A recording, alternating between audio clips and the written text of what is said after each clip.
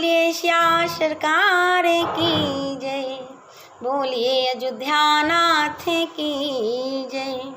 मैं किरण आपके समक्ष आज फिर से सत्संग लेकर के आई हूँ। बोलिए श्याम सरकार की जय। आप सभी श्रोताओं को मेरा सादर प्रणाम। ठाकुर जी की कृपा जिस पर हो जाती है उसी को ये सत्संग मिला करता है। महाराज जी कहा करते हैं कि जय सिया राम, जय जय सिया राम, जय सिया राम, जय जय सिया राम। अरे राम कथा के ते अधिकार, अरे राम कथा के ते अधिकारी कौन? अरे जिनका शत संगति अति प्यारी, राम कथा के ते अधिकारी, जिनका शत संगति अति प्यारी। लेकिन सत्संग से प्रेम हो तो कैसे हो? ठाकुर जी ने हमें 99% चीज़ें दी, लेकिन हम 1% में फंसे रह जाते हैं। एक बात हरदम ध्यान दीजिएगा कि 99% चीज़ों का हम आनंद नहीं ले पाते अपने जीवन में। और एक बात, 1% तो रावण का भी घटा था।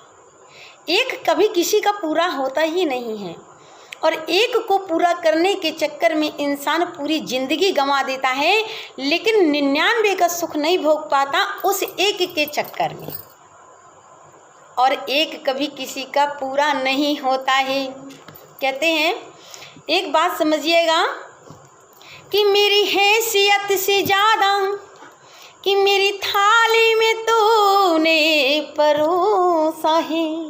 हे ठाकुर जी, हम तो इस लायक भी नहीं थे, जितना आपने किया उसके लिए बहुत बहुत धन्यवाद।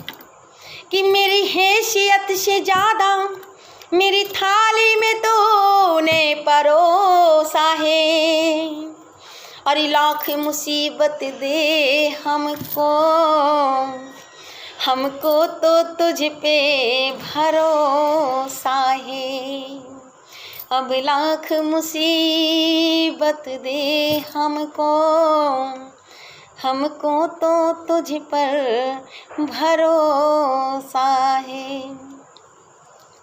कि जीवन की बगिया सूख चली, मेरी यार तू रस बरसाता जा। आशाओं से भरी हुई डाली,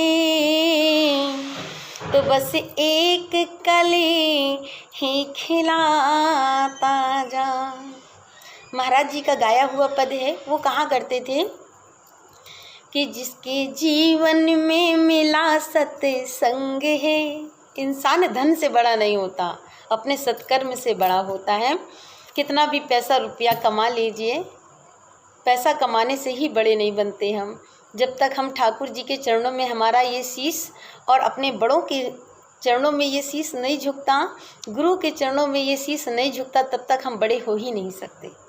तो महाराज जी का गाया हुआ पद मैं आपके समक्ष रख रही हूँ कि जिसके जीवन में मिला सत्संग है, उसको हर घड़ी आनंद ही आनंद है। जिसके जीवन में मिला सत्संग है, उसको हर घड़ी आनंद ही आनंद है।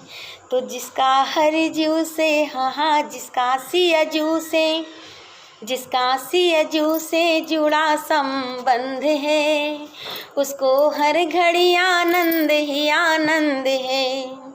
तुलसी मीरा कबीर जी ने गाया, सूर्य रैदास दर्शन को पाया। जिसके ही में, हाँ जिसके ही में सिया राम बंद है, जिसके ही में सिया राम बंद है, उसको हर घड़ी आनंद ही आनंद है। सिया राघव से, हाँ मेरे प्यारे से जिसका संबंध है, उसको हर घड़ी आनंद ही आनंद है। जिसका जीवन सच्चाई से ढल गया, मानो पापों का पर्वत भी टल गया। ये सच्चाई क्या है? हम कहते हैं जैसा खाएं अन्न वैसा रहे मन। धन तो जीवन में लोग बहुत कमाते हैं। आप कहेंगे ठाकुर जी की सेवा नहीं करते, लेकिन देखिए ठाकुर जी की इतनी कृपा है कि इतना धन आता है उनके घर में कि बताया नहीं जा सकता। कहे देखो, धन तो आता होगा लेकिन श्री नहीं आती। धन और श्री में क्या अंतर है? कहे जब धन आए तो यदि मन में गलत काम करने का विचार आए, गलत मतलब गलत कामों में, गलत संगत में यदि हमारे मन में विचार आ रहा है, तो आप इस बात को मन में विचार कर लीजिएगा कि आपके घर में धन आ रहा है, श्री नहीं आ रही। और यदि श्री आ रही है तो इसका मतलब है यदि आपके मन में इच्छा होती हो आज हम ठाकुर जी का भोग लगाएं, आज हम कीर्तन में जाएं, आज हम इस प्रसाद को चार तरफ वर्णन करें और ठाकुर जी के भजन में और धार्मिक कार्यों में यदि आपका धन खर्चा हो रहा है, तो जान जाइएगा कि आपके घर में धन नहीं श्री आ रहा है। इसलिए जिसका जीवन सच्चाई से ढल गया, मानो पापों का पर्वत भी टल गया। रोम रोम में, हाँ रोम रोम में बसे है आनंद कंद है। जिसको हर घड़ी आनंद ही आनंद है। सिया राघव से जिसका संबंध है, उसे हर घड़ी आनंद ही आनंद है। स्वर्ग जाने की इच्छा नहीं है, मुक्ति पाने की इच्छा नहीं है। ठाकुर जी से ये कहिए हमें स्वर्ग नहीं जाना, हमें ठाकुर जी हर बार जब जन्म मिले ना, तो ठाकुर जी आप अपने चरणों का दास इसी प्रकार बनाइएगा। स्वर्ग होता क्या है? स्वर्ग वो है जैसे हम किसी होटल में जाते हैं ना, तो जब तक हमारे पास पैसा होता है तब तक वहाँ का हर व्यक्ति हमको सलूट मारता है, वहाँ का मालिक। लेकिन जिस दिन हमारी जेब में पैसा ख़त्म हो जाता है तो हमारे ही सामान को उठा करके रोड में फेंक दिया जाता है भैया। उसी प्रकार स्वर्ग है कि जब तक हमारे पास पुण्यों का संचय है, हमारे पास पुण्य है, तब तक हमारी वहाँ पर कदर होती है। और जिस दिन स्वर्ग में हमारे पास पुण्य ना रहे तो हमें उठा करके यहीं फेंक दिया जाएगा। इसलिए स्वर्ग जाने की इच्छा नहीं है, मुक्ति पाने की इच्छा नहीं है। वो तो स्वयं ही परमानंद है, वो तो स्वयं ही परमानंद है। जिसको हर घड़ी आनंद ही आनंद है।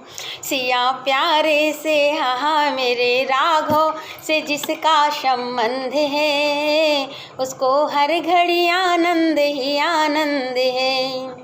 बोलिए श्या सरकार की जय। इसी आनंद के साथ मैं अपनी वाणी को आज विराम देती हूँ।